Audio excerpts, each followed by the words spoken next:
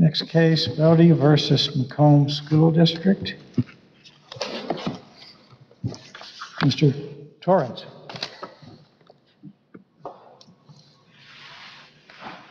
Good morning, Your Honors, and may it please the Court. My name is Coleman Torrans, and I have the pleasure of representing Ms. Daphne Boudy, appellant. District Court erred when it dismissed Ms. Boudy's case with prejudice because Ms. Boudy was an unrepresented, pro se indigent litigant whose competency had been put in substantial question by the District Court itself. There are two paths for reversal and remand, which is what we seek. First, Ms. Boudy has appealed the Rule 41 decision, and we believe the simplest way for this Court to reverse and remand is to find that the District Court did not comply with this Court's long-standing precedents for dismissal with prejudice. Alternatively, the Court may find that the District Court erred under Rule 17c by sanctioning a pro se litigant whose competency was in substantial question with dismissal with prejudice. This second path is also consistent with this Court's precedents, and we believe is mandated by the Federal Rules of Civil Procedure. It would offer opportunity for this Court to give guidance to District Courts dealing with an important issue that involves due process rights. I'm going to talk about the Rule 41B path first. The District Court sanctions order explicitly states that Ms. Boudy's case is being dismissed with prejudice pursuant to Rule 41B. The Court has emphasized that dismissal with prejudice is an extreme sanction that deprives the litigant of their opportunity to pursue their claim. Accordingly, this Court has said that it will only affirm dismissal with prejudice when two elements are met. First, there must be a clear record of delay or contumacious conduct, and two, the District Court must have expressly determined that lesser sanctions would not prompt diligent prosecution, or the record shows that the District Court did employ lesser sanctions, and those proved to be futile. That's buried. At minimum, we would ask that the Court today reverse and remand further proceedings that are consistent with the standard articulated in Berry. I'm going to discuss the elements in Berry in reverse order. Look, let me ask one question. Are you confident that if all we said was dismiss without prejudice, that limitations is not run? No, Your Honor. I believe that the statute of limitations has run. Okay, that's why I thought I misunderstood you when you said a remedy would be to dismiss without prejudice, but that no, would. Your Honor, I think the remedy would be to reverse remand so that the District Court. It's true that there would have to be considered lesser sanctions, and one of those lesser sanctions would not be dismissal without prejudice, because you're correct, the statute of limitations legally has run, according to the record. That's what I thought. I just wasn't clear what you were asking us to do. Yes, Your Honor. So the lesser sanctions element is unmet. Nowhere in the sanctions order does the District Court consider lesser sanctions or find that they would not prompt diligent prosecution, nor does the record show that the Court employed lesser sanctions that proved to be ineffective. Appellants will point out, as they have in their brief, the District Court in a cause order did warn the appellant that failure to comply could result in dismissal. And it's true that this Court has found that a warning may be considered a lesser sanction. But for prior warning to satisfy the standard set forth in Berry, the futility of lesser sanctions element, the warning must be accompanied with sufficient time for the litigant to comply with the Court's order. The Court considered the futility of lesser sanctions and the effectiveness of warnings in Thrasher. In Thrasher, there was both a warning dismissal and a 6-month period of inactivity following the filing of a motion to dismiss.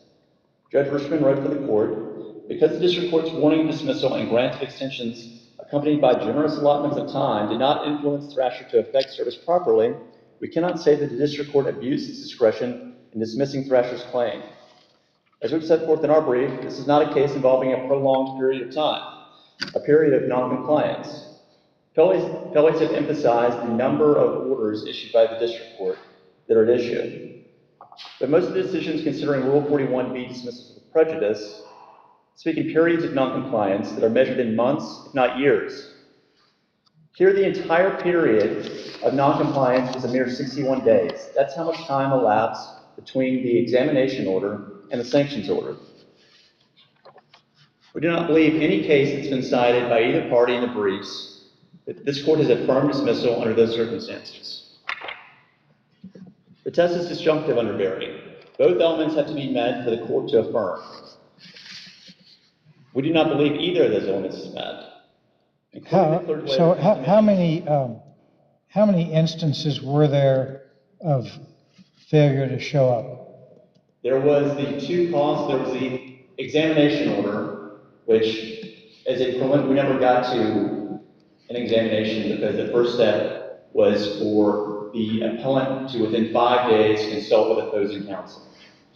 I believe after appellant did not confer within the 5 days, there were 2 cause orders that issued for non-compliance with the examination order. And so there's the examination order that required the appellant to confer and then to take other steps that were never reached. And there were the 2 cause orders, Your Honor. So is that 3 or 4 in your? That's 3. There might have been a status conference that was set. That was not referred to in the sanctions order itself as an instance of noncompliance, I believe. So I believe it's 3 orders that we're dealing with on the record. The clear delay and contumacious conduct element requires one of 2 things: clear delay or contumacious conduct. Either will satisfy. Delay is not just any delay. It must be significant, this court has said, bordering on egregious. The 61-day period we have here does not meet the delay standard, as it was applied in Thrasher. The district court found that Ms. Boudy's conduct was contumacious, but the finding is unsupported by the record. In Millen, this court has said that it does not matter how careless, or inconsiderate, or exasperating a litigant's conduct is, when considering whether it's contumacious. What's required is that it be willful and stubborn defiance of the court's orders. Ms. Boudy's responses filed in the record to the examination order and the cause orders explicitly indicate that she lacked the physical and mental capacity to conform with the court's rapid-fire orders. It was not a matter of, I will not comply. It was a matter of, I cannot comply. I've been hospitalized for shingles. I've been having panic attacks. The mental and physical disorders that I have do not allow me to, on the time frames allowed by the court, comply with this court's orders. I don't believe that the record shows that Ms. Boudy's conduct qualified as contumacious. Accordingly, it's our position that the very standard, both elements of the very standard are missing. Well, didn't the court say what you need to do is ask for a continuance and accompanied by a doctor's order? There might have been a mention of that, Your Honor. I don't believe that. I'm unaware of where that is in the record, Your Honor. I believe what the district court said was the litigant has failed to comply with the repeated orders, and that's contumacious conduct warranting dismissal with prejudice.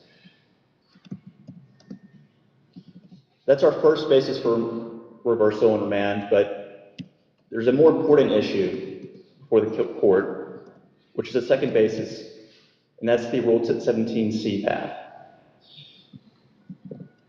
The district court erred in sanctioning an unrepresented litigant whose competency was in substantial question with dismissal with prejudice. We urge this court to simply adopt the Ninth Circuit's rule as articulated in Crane v. Smallwood. The rule is as follows. When a substantial question exists regarding the competency of an unrepresented party, the court may not dismiss with prejudice for failure to comply with an order of the court. The Ninth Circuit crafted this rule with guidance from this court's decisions in Bodner and Roberts. The rule protects incompetent persons as required by Rule 17c and is consistent with principles of due process and self-representation. The rule is modest in scope. Incompetency is relatively rare. The rule also continues to afford ample discretion to the district court. If this court adopted the rule as proposed, on remand, the district court could do one of 3 things. 1, the district court could appoint a lawyer to Ms. Boudy. 2, with appropriate notice, it could set a hearing to determine Ms. Boudy's competency, with or without the benefit of medical examination. Or 3, with appropriate notice, the district court could set a hearing to determine whether a guardian ad litem should be appointed.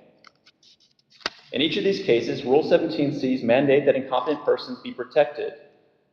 by appropriate order would be fulfilled. I'll discuss each of these three options for the district court if this court were to adopt the Crane v. Smallwood rule in succession. Could you, when you're doing that, could you also consider, I think it's Rule 15, even if the judge could have done this under Rule 15, right? Could have ordered an examination. Rule 35, Your Honor? I'm sorry, Rule 35. I can't remember which. Y'all are saying Rule 35 requires a motion, 17, it does not require a motion, is that correct? Correct, Your Honor. So Rule 17C is a very simple. So you're saying even had the judge gone under 17C, you're talking about due process at this point? Correct, Your Honor. Rule 35, the Bodner decision is instructive, and we're not arguing that Bodner dealt with, and is distinguishable, didn't deal with the situation because the litigant in Bodner was represented by counsel. Here we have an unrepresented person, which is why we're in Crane territory. The Bodner court said clearly that if there's a substantial question as to competency, the district court is within its discretion to order an examination.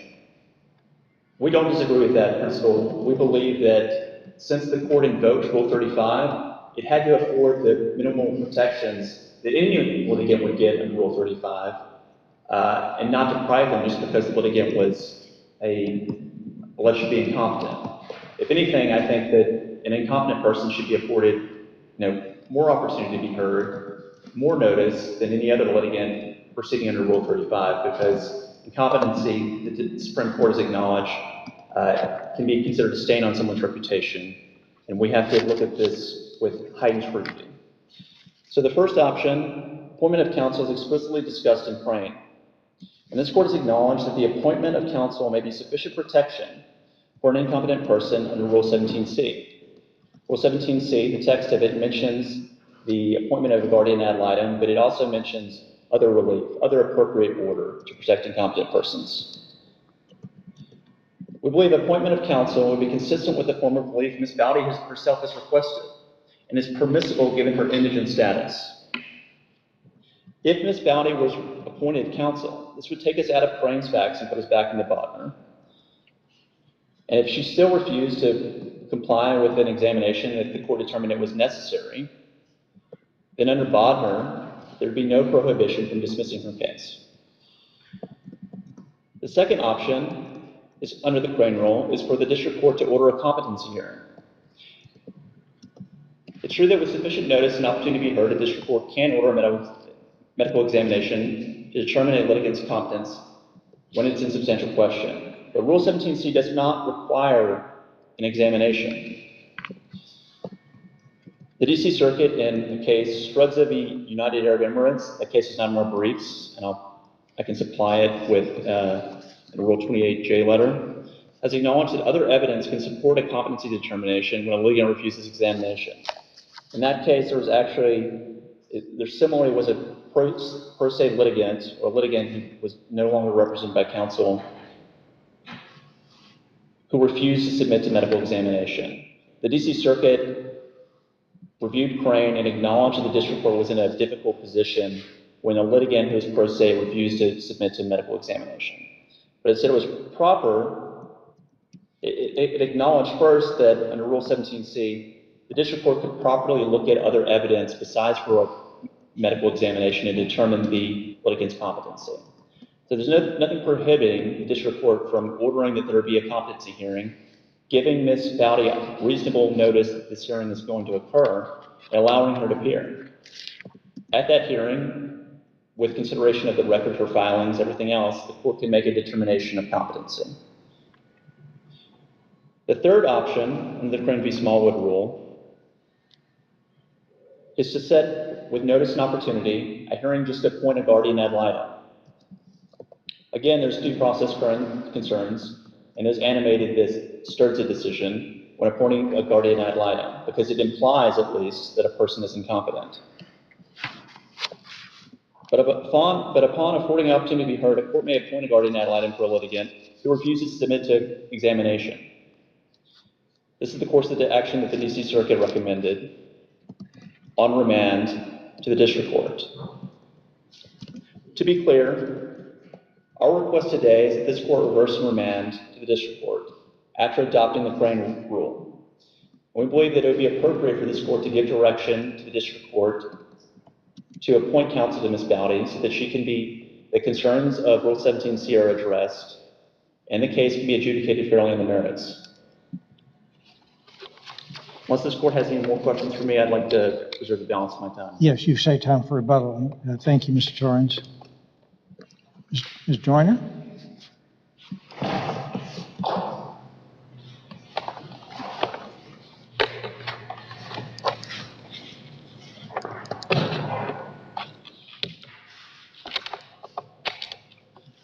Good morning, Your Honors, and may it please the court. My name is Mary Clark Joyner, and I represent the appellees in this matter, which is the McComb School District and its board and Principal James Harvey. The court should affirm the district court's sanction of dismissal because every factor that this circuit considers in whether to uphold a dismissal as a sanction is present here. The circuit has explained the test for examining the sanction of dismissal. First, was there a clear record of delay or contumacious conduct by Ms. Boudy? And the answer in this case is undoubtedly yes. Contumacious conduct or behavior is defined as an actor's stubborn or willful disobedience to authority. We're not speaking about mere negligence in this matter. Also, the district court's, this court's standard of review, of course, is abuse of discretion. And the district court's findings below are entitled to a very high standard of deference, as this court knows. It cannot be overstated that the district court found in its order of dismissal that in his 30 years career on the bench, it had never seen a clearer case of a party ignoring the court's orders, showing contempt for the court, and causing waste of judicial resources and other parties' time and money. And indeed, the circuit has explained that in reviewing under such a standard, that the question on appeal is not whether this court would have applied the same sanction, but whether, as an original matter, but rather only whether the district court abused its discretion in so doing.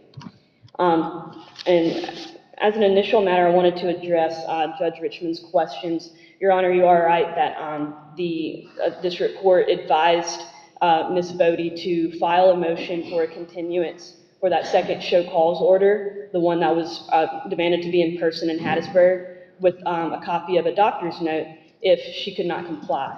But, and actually Ms. Boudy responded via email and said that she would not be so doing. And that is just one of the several examples of, obstinance and the stubborn disobedience of authority of the court's order. Ms. Boudy is also correct, though, that the Berry test is conjunctive. So there has to be a clear record of delay or contumacious conduct, as well as the idea that lesser sanctions would not serve the interests of justice.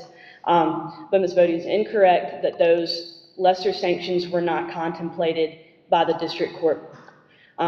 Specifically, the district court recounted everything that had been going on from the genesis of this case, Your Honor, which was back in April of 2023. A whole year had passed before Ms. Boudy actually effectuated service on behalf of on the defendants. And so that is also a clear record of delay procedurally. But the other question I think, Judge Richman, you also had was how many orders were there or how many directives were there? And it was 4. And so there was the examination order, which required first just to consult with counsel to determine the next steps. And once that did not occur, I let the district court know that I was unable to confer with Ms. Boudy. And so then the district court immediately set a telephonic status conference. And Ms. Boudy did not call in to that. There was many emails sent to her and to me related to our availability. And after that telephonic conference was conducted with just me and the district court and the deputy on the line, the district court then issued its first show cause order and set an actual show cause hearing. And that was one where I ultimately was provided the option to do that by Zoom, as was Ms. Boudy. in that one, again, showed up and Ms. Boudy did not.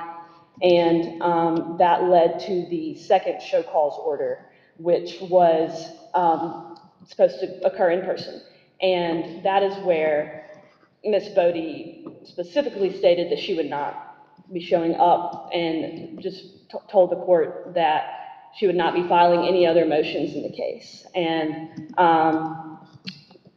I still went to Hattiesburg, as my colleague Attorney Day did, and there was a hearing on the record, and Ms. Boudy was not there. So those are the examples of the disregard for the court. And if Rule 41B cannot be implemented in a case under these facts, then the district court, I'm at a loss as what the district court should have done or should have, what this court would suggest in such a circumstance. And so there's also the Atlantic Sounding versus Fedelson case is very similarly, it's very factually analogous.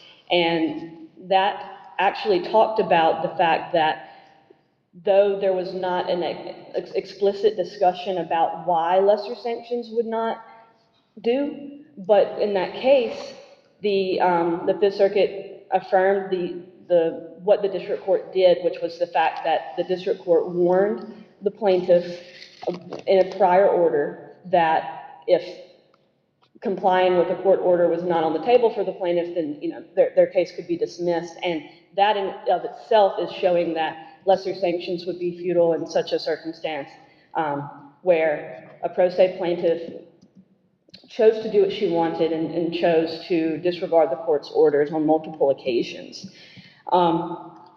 What sanctions other than dismissal or monetary sanctions would have been available to the district court?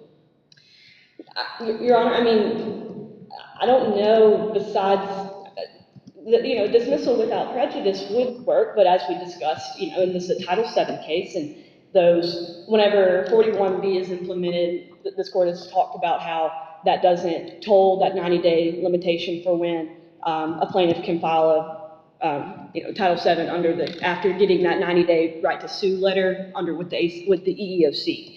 And so there was that, and then, I want to discuss a little bit about that there's the sanction of dismissal as well as the implementation of attorney's fees, and I think those are separate issues. Well, not separate issues, but those were implemented for two different reasons. So the court was well within its discretion to dismiss the complaint based on the record below, and did so because of the contempt finding that the court made. But then the attorney's fee award to the district was in relation to specifically just that second show cause order where counsel expended the time and resources to travel from Jackson to Hattiesburg and attend the show cause order that was, of course, implemented only because Ms. Boudy had failed to communicate with the court. What does the record show about her ability to pay attorney's fees? I believe in all of her filings, she sort of has that same preamble talking about how she has Social Security fixed income. As a practical matter, I don't think the district is interested. I don't think it's intending to see any of the money that was awarded. But to that question, Your Honor, this court has discussed how that shows why even a monetary sanction as a lesser sanction isn't available, or it would not actually deter the conduct from reoccurring here, because if it's an indigent plaintiff, they cannot pay, and so they get to just continue with their case. And so I can't recall what that case is, Your Honor, but it is in the case law that's in our briefs, Your Honor. But there's the idea that lesser sanction wouldn't justify the conduct that occurred here. And again, I want to touch on those three aggravating factors on Berry as well, because I believe, Ms. Boudy says that they don't really, those elements aren't satisfied, but in fact all three of them are. And so the first one is delay caused by the plaintiff herself and not by counsel. Obviously that element is present here. There's actual prejudice to the defendant with this case from its inception, honestly, but just the time and resources expended and being able to litigate this matter has been, a struggle from the very beginning. And obviously, the third factor is delay caused by intentional conduct, which again, the district court laid out very well in its order. Also want to just mention, there's obviously the alternative argument with Ms. Boudy asks for relates to the Ninth Circuit test and whether or not competency was considered in a bigger way than what it was. But so the dismissal here was not based on her failure to sit for examination order. What we see on page, or the record 1293, that's the order of dismissal. The very first sentence says that this cause is before the court on the order to show cause, document 122, entered by the court on June 27th, 2024. That show cause order was the first one, and it is the one where the court specifically warns Ms. Boudy that she is opening herself up to the ability to get her case dismissed if she continues to refuse to engage with the court and its directives. So the district disagrees with the fact that this was a dismissal based on the examination order's entry, but in fact it was based on the show cause order, where Ms. Boudy just continually failed to talk with the court. Also want to highlight that the court did make a specific finding that it believed that Ms. Boudy was attempting to create a false paper trail, so effectively perpetuating a fraud onto the court. And I mean, in such a circumstance, that again highlights why 41B was a completely appropriate sanction, and with prejudice, effectively because of the Title VII issue. And to step back from this case, Your Honors, not from the case, but from the facts that we're about today, Ms. Boudy, her competency, she filed extensive motions. She actually filed a motion to reconsider after the district court had granted the district's first motion to dismiss for ineffective service. She, rightly and properly argued that, it would have been effectively a dismissal with prejudice, and so the district court Judge Sterrett reversed his own decision and said, you now can have another opportunity to serve the district. And it was right after that where Ms. Boudy, filed these motions to disqualify and, again, just kind of amped up the case in a way where she was in a posture to completely, work towards a resolution to her case and litigate it.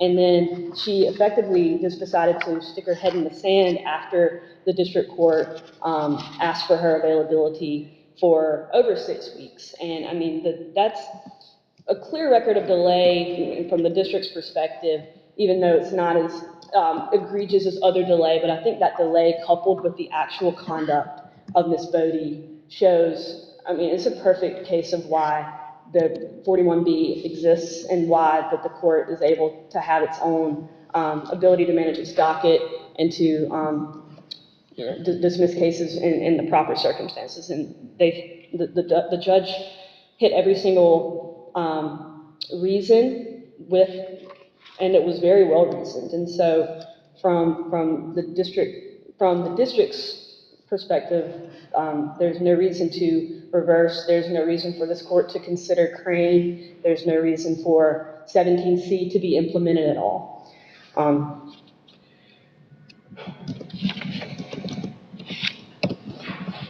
Is there anything that the court has? All right, thank you, Ms. Joyner. I have one more question. Yeah, sure. I want to be clear on your position on attorney's fees.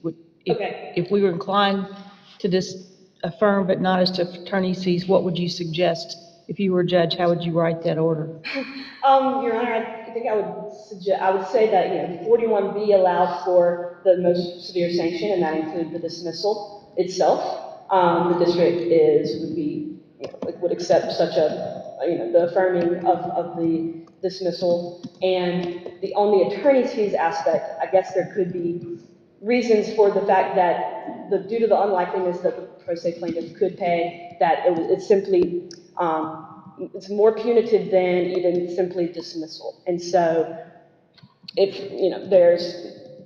it's kind of beating a dead horse in a way. And so if the court were to simply, you can affirm the dismissal and reverse the award of attorney's fees. I think we had moved to dismiss under Rule 41 ourselves, and then the court denied that without prejudice because the case was still actively stayed. And and we also had requested attorney's fees because I think we are entitled to them. But again, in the actual, as a practical matter, I'm not sure that the $833 is going to be dispositive. So that's what I would say. If that's helpful at all, I'm not sure. If there's no other questions, I'll limit my time. Yes, thank you, Ms. Joyner. Thank you. Mr. Torrans for rebuttal.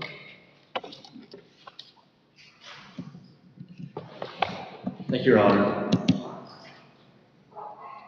I'll start with addressing the point that the sanctions order doesn't deal with the examination order. The sanction order explicitly discusses the examination order. Judge Sterrett wrote, the court entered an order sua sponte, docket number 114, order in this case be stayed because of concerns that the court had regarding the mental competency of the plaintiff, Ms. Daphne Boudy.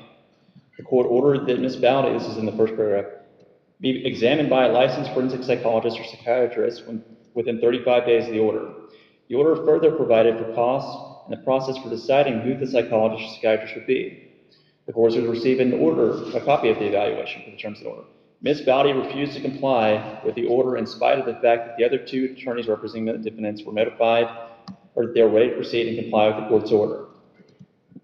The examination order is at the heart of this. An examination order was not properly entered. It's correct that when there is a question, a substantial question as to competency, that an examination may be appropriate. But that examination order, the first step should not be potentially insane litigant. You have 5 days to go confer with the sophisticated attorneys of the opposing side, and with them, choose the doctor that's going to examine you. That is a step towards nothing that resembles due process. All right, let's say we agree with you.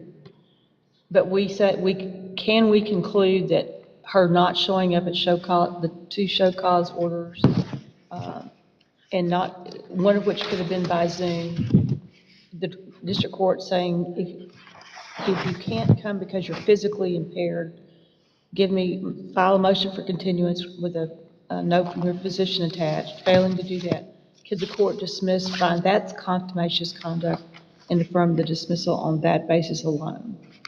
No, Your Honor. Why not? Rule 17C, I'll address one factual point. When I was conferring with my colleague, I did recognize what you're referring to, excuse me, Your Honor, which was that there was an email from the deputy clerk indicating Ms. Boudy should file a motion. That was not an order from the court saying that she should file a motion. I want to clarify that that is in the record. That's why I hadn't identified it before. On the legal substance of it, Rule 17C says that court has an obligation to protect incompetent persons. The first solution is appointing a guardian ad litem. The same rule also provides discretion to the court to provide other appropriate relief. I recognize that in this case, we do not have someone who's been adjudicated to be incompetent. And one of the things that's frustrating about this record is there's no discussion of what competency is. Under this court's precedence, it's incompetent to litigate under the law of the jurisdiction. So there should have been an adjudication as to whether she was incompetent or not under the law of Mississippi. We don't have that in the record. But in order to protect persons who we have not been determined to be incompetent, but there's a substantial question, this is not a situation where a litigant is saying that, just alleging mental illness, and the district court itself said that there's a substantial question, sufficient enough to order a Rule 35 examination. In that circumstance, what Crane says is that we have to ensure that a person who is insane or incompetent is not being punished for their incompetence, for their inability to understand the court's orders and comply with it. And so what Crane says, when there is a substantial question as to competency, district court, you cannot dismiss with prejudice for failing to comply with an order of the court. I think that rule provides minimum protection that is necessary under an interpretation of Rule 17C. I'm just thinking how this might play out in district courts across at least our 3 states. We get a lot of pro se litigants that file things that you might think a competent person would not say that or do that. Are you saying that a district court, when it gets those kinds of pleadings, can't just, you've got to have a competency hearing before you can dismiss their case? No, Your Honor, there's actually a decision, and I will, interpreting Crane, again, I guess I can submit a Rule 28J letter from the Second Circuit that I will supplement. They deal, I know my time is over, but would you like me to finish my answer? That deals with implementation of the Crane rule. And in that case, it's factually different. It dealt with a litigant whose case was dismissed, and they had put the issue of mental illness into the record. And then after their case was dismissed, they said, they alleged a few different options for, different arguments for overturning the adverse result. But one of them was, court, you should have determined from my pleadings that I was an incompetent person and taken appropriate relief. And what the Second Circuit said was, it didn't adopt Crane because it wasn't forward on the facts. It said Crane is a totally different situation. All that Crane says is when the district court itself, sui sponte, determines that there's a substantial question as to mental competency, in that case you can't dismiss. It would be unworkable for every district court to pour through pleadings and determine, oh, there's a substantial question, I better take proactive action in Rule 17C. But when it gets to the level when the court itself is saying, I am going to stop your case and question your ability to self-represent, at that point, it's inappropriate for the court to sanction that person for failing to comply with the court order, even if the order itself is to comply with mental examination. That also is dealt with in the Sturza case, which the DC Circuit says, we acknowledge that this is a difficult position to be in district court. But if they refuse to conduct a mental examination, that doesn't mean that they're competent. In fact, a person who's mentally incompetent might very well refuse a mental examination, even though it's in their interest. So your option is to have a hearing, notice and hearing, determine whether a guardian ad litem be appointed. Okay, I get your point. Thank you, Your Honor. Thank you, Mr. Torrans. Your case is under submission, and we notice and appreciate the fact that you're appointed pro bono counsel, and we appreciate your willingness to take on the appointment. You've done a nice